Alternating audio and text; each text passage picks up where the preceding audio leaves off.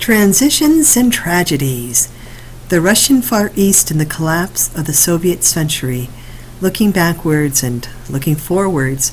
And before I go on, I do have a slide of recommendations of just some great things if you're interested in Russia in the East to read sometime or watch sometime. Some of these are films, some of these are books. But I've mentioned Shalomov's Kolyma Tales last week, and you should read them. They are spectacular, beautiful, highly polished gems of short stories. Solzhenitsyn's work is justly famous for his look at the gulags, both in a very large format with the Gulag Archipelago, and then his shorter novella, One Day in the Life of Ivan Denisovich, which is a classic. Anna Akhmatova's Requiem is the poem to read about the Stalin years. If you haven't read it yet, please do. A couple of kind of fun films to watch is Storm Over Asia, made in 1928. And it's just a gas to watch. It's a hoot, and it's about the Bolsheviks and the White Guards fighting in the East, and we all know who's going to win that. Close to Eden, a movie made in 1992, is this really lovely, funny film that is just a pleasure to watch. So if you get a chance to rent Close to Eden, please do. And then one that is not so funny, but is actually quite grim, is Freeze, Die, Come to Life, a 1990 film, which looks at the post-World War II mining town, a situation in the East which is bleak. There's a train, which is, of course, very important for this whole journey, this saga. I recommend this film, as it's very interesting to see what a Gulag town essentially looks like when the inmates have been set free and they have nowhere else to go. Another wonderful film that is only 14 minutes, but it is just a wonderful journey into the life of Yupik, the True Man. And Yupik, the True Man, is sort of this collective Yupik, and this very tragic story of when the Soviet government forced Yupik villagers off their land and into administrative centers in 1958, and it did not go well. Andrew Meyer's, a journalist's work called Black Earth, A Journey Through Russia After the Fall, is particularly good about the oil industry and what that looks like in the Russian Far East during his travels. And there's also a great deal online, as you've probably discovered. There's virtual tours of museums and archives. Gulaghistory.org is a fantastic virtual tour. So is Gulag Museum at Perm 36 and many, many others. So anyway, I hope you continue your journey through the Russian Far East. And also wanted to just mention the children of the gulags. One of the actually tragic stories of this is that the people that were sent to the gulags or ended up in the gulags for some unsavory reason end up oftentimes being women that then are pregnant, whether they're gang raped or what, and then also children are rounded up. You've seen that in Cannibal Island, for example, of just children being in the wrong place at the wrong time. And the work by Fierstein and Valinsky, Children of the Gulag, details this really tragic story. And I just wanted to mention that beyond Beck, in terms of the women in the Russian East, Elena Schulman's Stalinism on the Frontier of Empire, Women in State Formation in the Soviet Far East is a wonderful historical work. And Schulman looks at some 25,000 very enthused women that head east to help create this frontier in 1937, 1939, so the peak years of the Stalinist terror. And these women embrace a really positive image of the frontier, something that is about discovery and progress and adventure and freedom. And Schulman contrasts this image of the frontier, this positive image of the frontier, with a rather negative image of the frontier that is advanced by the state. So the state point of view of a frontier, which is, in Schulman's words, sparsely populated region in the grips of acute demographic, social, political, economic, and ecological transformations, engendered by its status as a borderland of an expanding empire. I think this was a really interesting quote because you could argue that this has been the Russian state's point of view from the very beginning. Moscow has always looked at the East as a place to expand. And Schulman stresses that frontiers by their very nature are violent places. These frontiers are shaped by violence.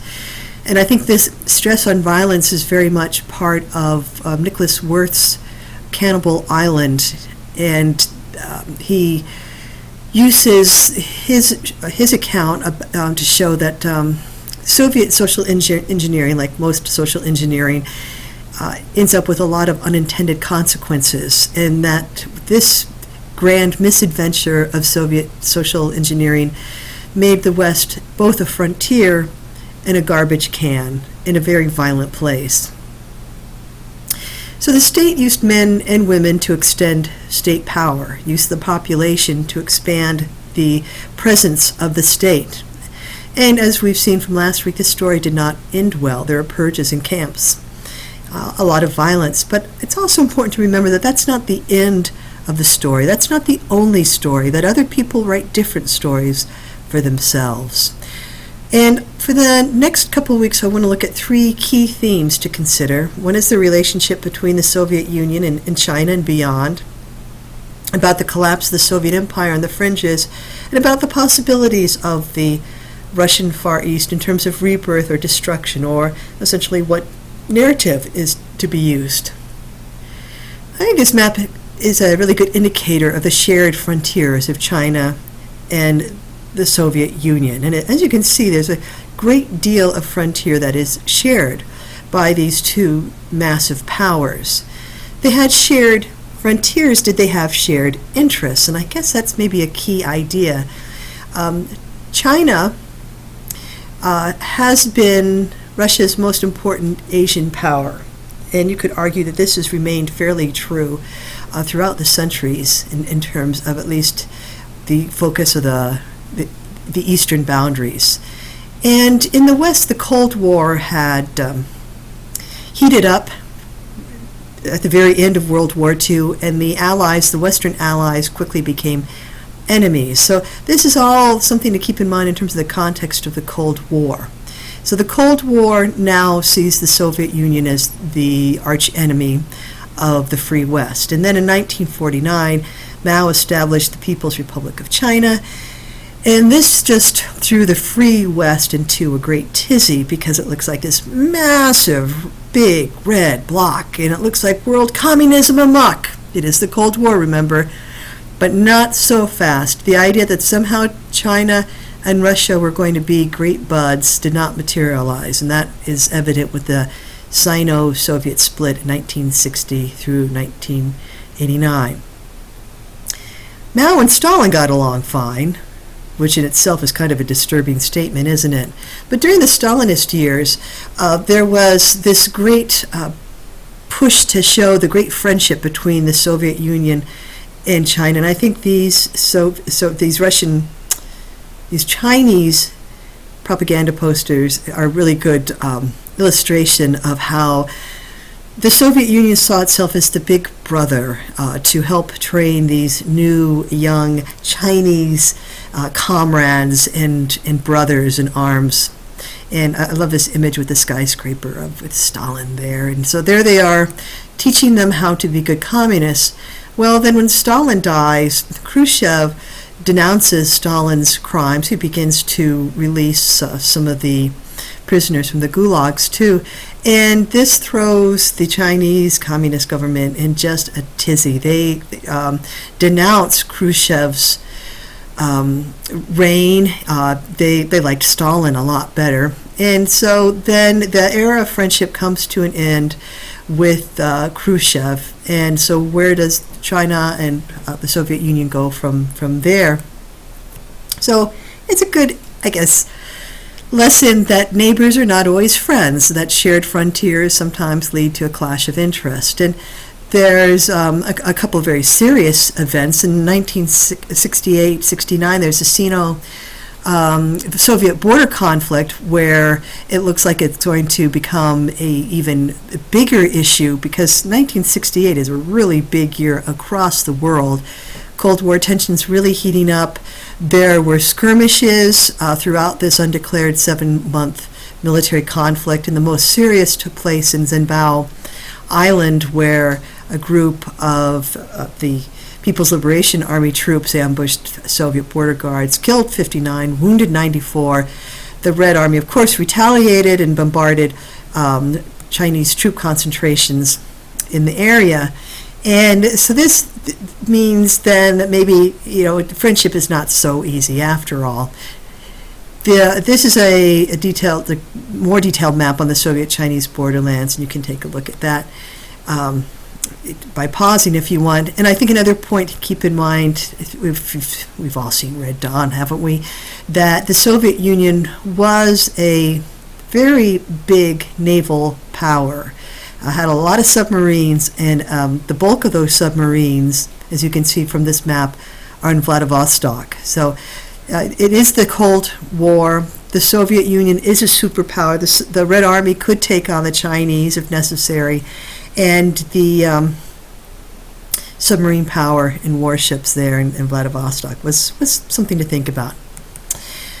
Since 1982, relations between China and the Soviet government was sort of marked by friendly ambivalence, and I think everybody agreed that friendship was essential between these two very large societies.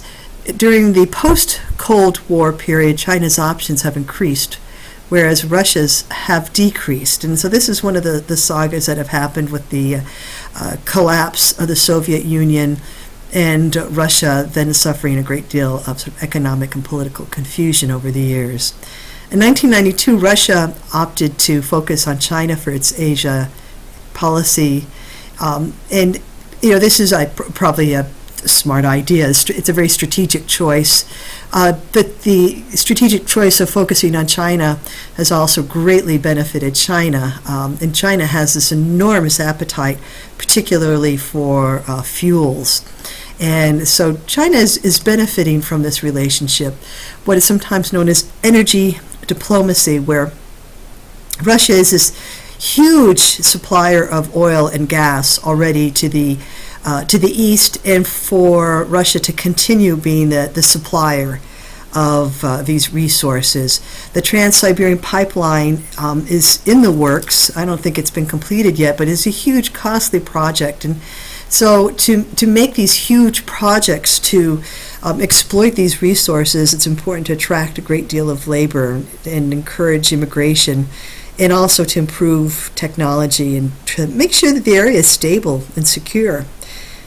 And of course, there's North Korea there, so that kind of adds to a little confusion.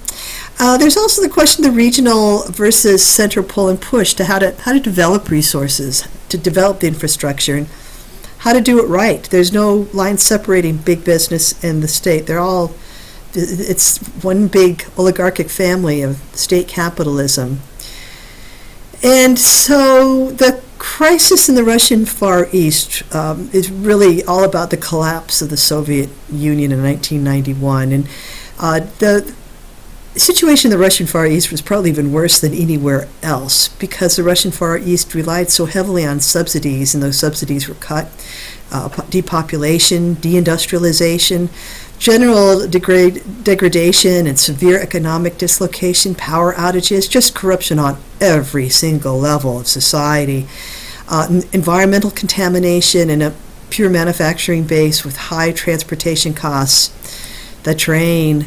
So I think the issue that we'll be looking at next week is the whole question of crisis or opportunity with the collapse of the Soviet Union. Moscow viewed the East as an underperforming colony. That should sound familiar. And the center's hold is relaxed, but still the question is what to do about this area. And the center, to me, be able to make sure it retains control of the area, needs to have people in the area. And so the question will be, which way will Moscow focus?